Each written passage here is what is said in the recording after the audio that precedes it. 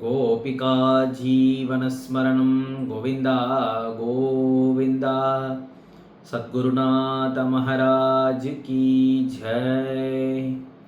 कलये सुन्दराकारं सदैकप्रियदर्शनम् अज्ञाननाशकं देवं सद्गुरुं मुरलीधरं मुरलीमण्डितकरकमलं मुनिजनमोहनं व्यध्यस्तपादं वनमालाधारिणं प्रेमभक्तमण्डलनित्यकीर्तितं श्रीप्रेमिकवरदम् आश्रयेऽहम्।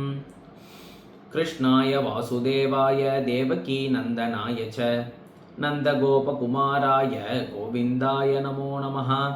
नामसङ्कीर्तनं यस्य सर्वपापप्रणाशनं प्रणामो दुःखशमनः तं नमामि हरिं परम्। गोपिका जीवनस्मरणं गोविन्दा गोविन्दा। सद्गुरु महाराज की जय। ஸ்ரீமத் பாகவதம் அழகா இந்த சம்சாரம் அப்படின்றது ரொம்ப அசாரமான ஒன்று அப்படின்றத காட்டுறது. இந்த உலக விஷயங்கள் எல்லாமே ரொம்ப ரொம்ப ரொம்ப அனித்தியமானது அப்படிங்கிறது. அதை அழகாக ஒரு ஸ்லோகத்தில் சொல்கிறது, அசாரே சம்சாரே விஷய விஷசங்கா குலதியா அப்படிங்கிறது. இந்த சம்சார விஷயங்கள் அனைத்துமே எப்படி இருக்குது அப்படின்னுட்டா எல்லாம் அசாரம் அப்படிங்கிறது. அதில் சாரமான விஷயங்கள் எதுவுமே கிடையாது. நம்ம இந்த சம்சாரம் அப்படின்ற விஷயங்களோட எப்படி இன்ட்ராக்ட் பண்ணுறோம் அப்படின்னுட்டா நம்ம இந்திரியங்கள் சென்சஸை வச்சுட்டு தான் நம்ம இந்த பிரபஞ்சத்தோடு இன்ட்ராக்ட் பண்ணிட்டு வரோம்.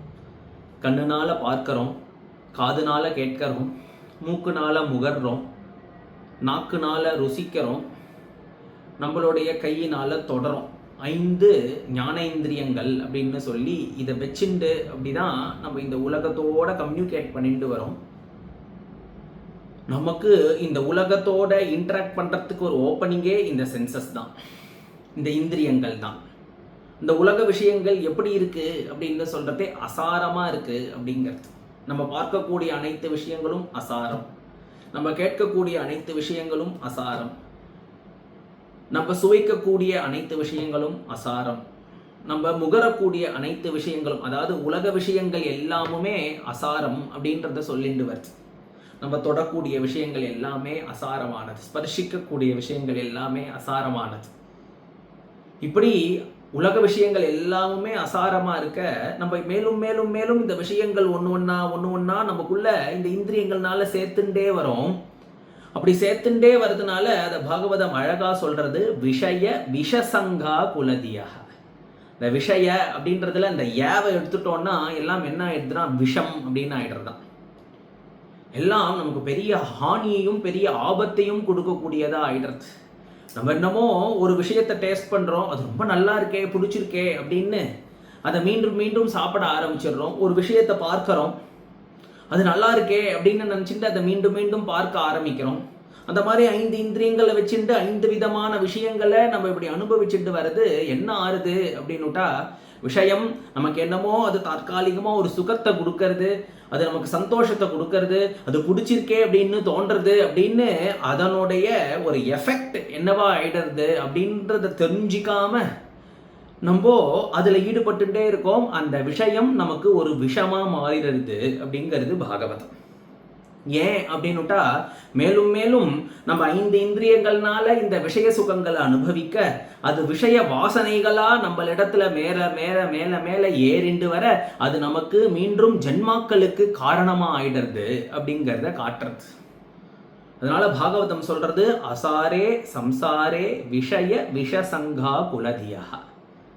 இதுக்கு அழகா ஆதிசங்கராச்சாரியார் விவேக சூடாமணி அப்படின்ற கிரந்தத்தில் ஒரு ஸ்லோகத்தை எப்படி அந்த விஷயம் அப்படின்றது நமக்கு விஷமாக ஆயிடுறது அப்படின்றத அழகா 5 உதாரணங்கள்னால எடுத்து கொடுக்குற. அதில் கடைசியாக இந்த விஷயங்கள் எல்லாம் சொல்லி கடைசியாக மனுஷனான நம்மளை ஜாக்கிரதைப்படுத்துகிற. மனுஷனான நமக்கு இந்த விஷயங்கள் மூலியமா நமக்கு என்ன ஒரு பெரிய ஆபத்து காத்துட்டு இருக்கு அப்படிங்கிறத அழகா நமக்கு புரியும்படி சொல்ற. அந்த ஸ்லோகம் சப்தாதிபிஹி பஞ்சபிரேவ பஞ்ச பஞ்சத்வமாபுஹு ஸ்வகுணேன பத்தாஹ குரங்க மாதங்க பதங்க மீன பிருங்காக நரஹ பஞ்சபிஹி அஞ்சிதஹ் கிம் அப்படின்னு கேட்கிறார். என்ன அப்படின்னுட்டா 5 விஷயங்கள், 5 சென்சஸ் இல்லையா? அந்த 5 சென்சஸ்னால 5 மிருகங்களை எடுத்துட்டு 5 ஜீவன்களை எடுத்துட்டு இது அந்த 5 ஜீவன்கள் இதுல ஏற்பட்டிருக்கக்கூடிய ஒரு பந்தத்தினால அதற்கு எப்படி தன்னுடைய பிராணனே உடும்படியான ஒரு நிலைமை ஏற்பட்டுடுது அப்படிங்கிறத சொல்றது. குரங்க மாதங்க பதங்க மீன பிருங்காகா அப்படின்னு 5 உதாரணங்கள். சப்தம், ஸ்பர்ஷம், ரூபம், ரசம், கந்தம் அப்படின்னு 5 இந்திரியங்களுடைய 5 தன்மாத்திரைகள் சொல்லப்படுறது. ஒவ்வொன்றுத்துக்கும் ஒவ்வொரு உதாரணமா இந்த கிரமத்திலேயே இப்படி அழகா சங்கராச்சாரியார் நமக்கு விவேக சூடாமணியில கொடுக்குறார். குரங்க அப்படின்னு முதல் உதாரணம் எடுத்துட்டோம் அப்படின்னுட்டா குரங்கனா மான் அப்படின்னு அர்த்தம். மான் அப்படின்றது கிட்டு கிட்டு கிட்டு கிட்டு கிட்டு கிட்டுன்னு ஓடக்கூடியது. அதை லேசில் ஒரு சுலபத்தில் அந்த மானை பிடிச்சிட முடியாது, ரொம்ப கஷ்டம். அந்த மானை பிடிக்கிறதுக்கு மான் பிடிக்கிறவா என்ன பண்ணுவா அப்படின்னுட்டா அழகாக ஒரு கோல் வச்சுருப்பா, ஒரு ஊதுகோல். அந்த ஊதுகோலை வச்சுட்டு பொம்முன்னு ஒரு சப்தம் ஏற்படுத்துவா. அந்த சப்தத்தை அந்த மான் கேட்டுது அப்படின்னுட்டா மான் சப்தத்துக்கு டக்குன்னு ரியாக்ட் பண்ணக்கூடியது. அந்த சப்தத்தை கேட்டோன்னே துள்ளி குதிச்சு ஓடின்னு இருக்கக்கூடிய அந்த மான் டக்குன்னு ஒரு க்ஷணம் நின்றுடும். அந்த நேரமா பார்த்து ஒரு அம்பை அது மேல விட்டுடுவா. அந்த மான் பிராணனை விட்டுடுறது. அந்த மானினுடைய பிராணன் இப்படி போயிடுறது. அப்போ அந்த சப்தம் அப்படின்ற அந்த விஷயத்துல அந்த மானுக்கு இருக்கக்கூடிய ஒரு சம்பந்தம், ஒரு பந்தம், ஒரு அட்டாச்மெண்ட் அதனுடைய பிராணனை விடும்படி ஆயிடுறது. அது இந்த சப்தத்தை கேட்ட அந்த க்ஷணத்துல அது அந்த ஒரு நிமிஷம், ஒரு க்ஷணம் அங்க நின்னுடுறது. அந்த விஷயத்துல அது மாட்டின்றதுனால அதனுடைய பிராணனே போயிடுறதே. அப்போ அந்த விஷயம் அப்படின்றது அந்த மானுக்கு விஷமா மாறுது. 2வதா சொல்றார் மாத்தங்க அப்படிங்கிறது. மாத்தங்கம் அப்படின்ட்டா யானை அப்படின்னு அர்த்தம். யானைக்கு ஸ்பர்ஷம் அப்படின்றதுல ஒரு தீர்க்கமான ஒரு அட்டாச்மெண்ட் உண்டு. காட்டுல யானை பிடிக்கிறவாலாம் என்ன பண்ணுவா அப்படின்னுட்டா ஒரு மதம் இருக்கக்கூடிய ஒரு யானையை பிடிக்கணும் அப்படின்னுட்டா ஒரு பெண் யானையை கூப்பிட்டு வருவா. ஒரு இடத்துல அழகா அந்த பெண் யானையை ஒரு மரத்தடியில கட்டி போட்டு வச்சுடுவா. பக்கத்துல ஒரு பெரிய குழியை தோண்டி அதை அழகா இலைகள்னாலையும் தளிர்கள்னாலையும் போட்டு மூடி வச்சுடுவா. இந்த பெண் யானை அங்க நின்றுட்டே இருக்கும் இல்லையா? காட்டுல சஞ்சாரம் பண்ணிட்டு இருக்கக்கூடிய அந்த ஆண் யானைக்கு இந்த பெண் யானையை பார்த்தா அந்த பெண் யானையை ஸ்பர்ஷம் பண்ணணும் அப்படின்றதுல ஒரு எதிர்பார்ப்பு, ஒரு சுகம் அதற்கு இருக்கு. அதனால கிடுகிடுன்னு ஓடி வரும். ஓடி வந்து தன்னுடைய அந்த ஒரு தும்பிக்கையினால அந்த பெண் யானையோட தும்பிக்கையை அப்படி ஸ்பர்ஷம் பண்ணும். அந்த பெண் யானையையும் பழக்கி வச்சிருப்பா. இந்த ஆண் யானையை கொஞ்சம் கொஞ்சமா அப்படி ஸ்பர்ஷத்துல தள்ளி தள்ளி தள்ளி அப்படியே அந்த குழிக்குள்ள தள்ளி விட்டுடும். இப்படி அந்த ஆண் யானை மாட்டின்றும். இப்போ யானை என்ன பண்றது அப்படின்ட்டா ஸ்பர்ஷத்துல மாட்டிண்டு தன்னுடைய பிராணனை விட்டுடுறது. அப்போ அந்த ஸ்பர்ஷம் அப்படின்ற விஷயம் இந்த யானையினுடைய ஒரு கேஸ்ல அது விஷமா மாறிடுறது. 3வதா சொல்றார் குரங்க மாதங்க பதங்க. 3வது என்ன அப்படின்னுட்டா விட்டில் பூச்சி. பதங்கம்னா விட்டில் பூச்சி. அந்த விட்டில் பூச்சிக்கு எதுல ஒரு அட்ராக்ஷன் அப்படின்னுட்டா நெருப்பை பார்த்தா ஒரு அட்ராக்ஷன், ரூபம், ஒரு ஃபார்ம். அந்த நெருப்பை பார்த்தோன்னே இந்த விட்டில் பூச்சிக்கு அதனுடைய அந்த ஒரு அட்ராக்ஷன் ஏற்பட்டு அந்த விட்டில் பூச்சி பறந்து போய் இந்த நெருப்புல படும். அது போய் நெருப்புல போய் பட்டுத்து அப்படின்னுட்டா அந்த விட்டில் பூச்சிக்கு அதனுடைய ரெக்க பொசுங்கி போயிடும். ஒரு பொசுங்கி போனோடனே டக்குன்னு அதுல பட்டுட்டு திருப்பி வெளில கிளம்பி வரும். இப்போ அதுல அடிபட்டு தான் நம்மளுடைய ரெக்க பயிருக்கு அப்படின்றது அதற்கு தெரிஞ்சிருந்தாலும் அந்த ரூபத்துல இருக்கிற ஒரு ஆக்கர்ஷம்னால அந்த நெருப்பை பார்த்தோன்னே திரும்பி போய் அதுல உட்காரும். திரும்பி இன்னொரு ரெக்க போகும். உன்னோட ரெக்கை இருக்கு அப்படின்னால திரும்பி அந்த நெருப்புல போய் படும். திரும்பி உன்னோட ரெக்கையை விடும். கடைசியா என்ன ஆகும் அப்படின்னுட்டா அதனுடைய பிராணன் அந்த நெருப்புல பட்டே போயிடும் அப்படின்னு சொல்றாரு. இப்ப விட்டில் பூச்சி ஒரு ரூபத்தை பார்த்து அந்த ரூபத்துல ஏற்படுற ஆகர்ஷணத்தினால தன்னுடைய பிராணனை விட்டுடுச்சு. அப்ப அந்த ரூபம் அப்படின்ற விஷயம் இந்த விட்டில் பூச்சிக்கு விஷமா மாறிடுது. குரங்க மாதங்க பதங்க. 4வது மீன அப்படிங்கிற. மீன்னா மீன் தான். அந்த மீன் என்ன பண்றது அப்படின்னுட்டா ரசம், டேஸ்ட்ல மாட்டிக்கிறது. ஜலத்துல தானே இருக்கு அந்த மீன். அந்த ஜலத்துல இருக்கிற அந்த மீனுக்கு எவ்வளோ விதமான ஆகாரம் அந்த ஜலத்துல கிடைக்கும். ஒரு ஒரு அதுக்கு கிடைக்கிற ஒரு ஆகாரம் அந்த ஜலத்தில் இருக்கிறதே அதற்கு போதுமானது.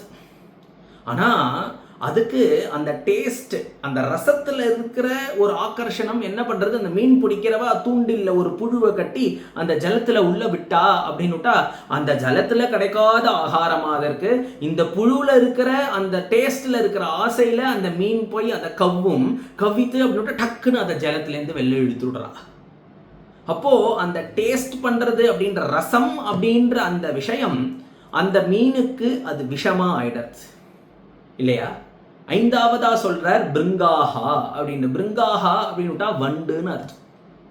வண்டு எந்த ஒரு புஷ்பத்துல தேன் இருக்கோ அதை தேடி தேடி தேடி தேடி தேடி போய் அந்த புஷ்பத்துல இருக்கிற தேனை மட்டும் அழகா அதை பருகக்கூடியதா இருக்கு. அப்போ அந்த ஒவ்வொரு புஷ்பமா அது மாறி மாறி போகும்பொழுது ஒரு சந்தர்ப்பம் ஒரு புஷ்பத்தில் உட்காந்துட்டு அந்த தேனை அது பருகின்னு இருக்கும்பொழுது சாயரக்ஷ வேலை ஆயிடுத்துன்னா அந்த புஷ்பம் அப்படியே கும்பி மூடிடுத்துன்னா அந்த வண்டு அதுலேருந்து வெளில வர தெரியாம அது மூட போறதுன்னு அது உணராம என்ன ஆயிடும் அப்படின்னுட்டா அதுலேயே மூடி அந்த ஒரு பிராணன் இல்லாம, பிராணனுக்கு எந்த ஒரு சோர்ஸும் இல்லாம அந்த பிருங்கமான அந்த வண்டு பிராணனை விட்டுடுது. அப்போ இந்த வண்டோட விஷயத்துல என்னன்னா அந்த கந்தம், அந்த தேனினுடைய அந்த தேனினுடைய கந்தமானது, புஷ்பத்துல இருக்கக்கூடிய அந்த கந்தமானது என்ன ஆறுது அப்படின்னுட்டா அது தன்னுடைய பிராணனையே இழக்கக்கூடியதுக்கான ஒரு காரணமா போயிடுறது. அந்த கந்தம் விஷயமான அந்த கந்தம் அதற்கு விஷமா ஆயிடுறது.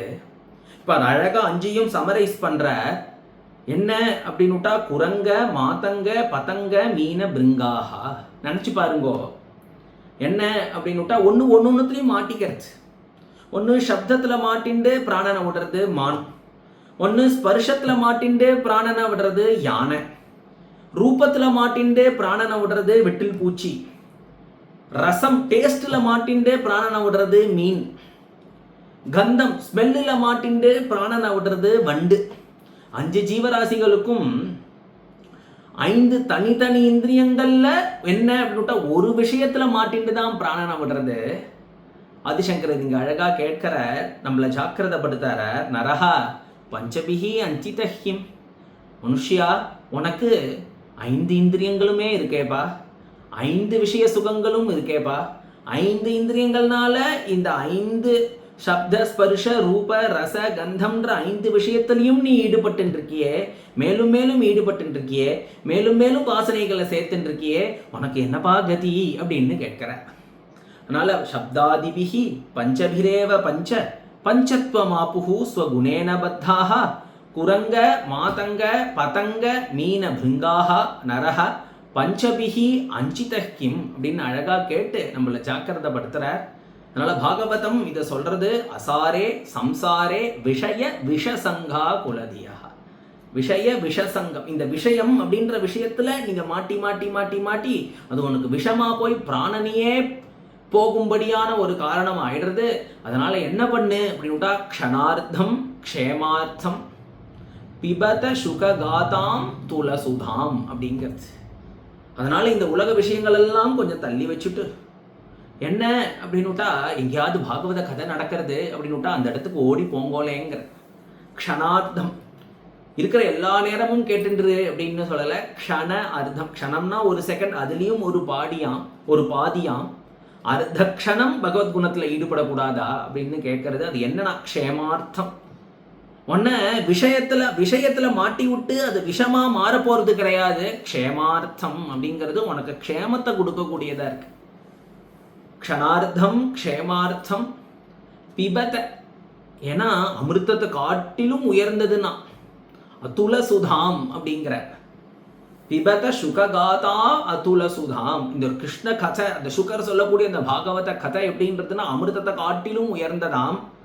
அந்த க்ஷேமத்தை கொடுக்கக்கூடிய இந்த உலக விஷயத்திலேருந்து க்ஷேமத்தை கொடுக்கக்கூடியது, அசாரமான சம்சார விஷயத்திலேருந்து க்ஷேமத்தை கொடுக்கக்கூடிய அந்த பாகவத கதையை கேட்டு பருகுங்கோ. கிமர்த்தம் வியர்த்தம்போ பிரஜத குபதே குத்சித கதே. மற்ற உலக விஷயங்களையும் உலக கதைகளையும் லோக ரீதியான விஷயங்களையும் எவ்வளவோ பேசியாச்சு, கிராமிய கதைகளை பேசியாச்சு.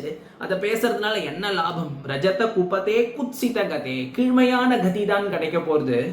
ஆனால் ஒரு க்ஷண நேரம் பகவத்குணத்தை கேட்டோம் அப்படின்னுட்டா, க்ஷண நேரம் கிருஷ்ண கதையை கேட்டோம் அப்படின்னுட்டா அது பெரிய மோட்சம் அப்படின்ற லாபத்தை கொடுத்துட போகிறதே அப்படிங்கிறார். இப்படி கிருஷ்ண கதையை கேட்டு மோட்சம் அடைஞ்சவா இருக்காளா அப்படின்னுட்டா, பரீட்சித்து சாட்சி யத் ஸ்ரவணகத முக்தியுக்தி கதனே அப்படின்னு அழகா அந்த ஸ்லோகம் முடியறது. பரீட்சித் அப்படின்றவன் தானே நமக்கு சாட்சி. கிருஷ்ண கதையை மட்டுமே கேட்டு 7 நாள் பாகவத ஸ்ரவணம் பண்ணினான், மோட்சம் அடைஞ்சான் அப்படின்னு வருது இல்லையா?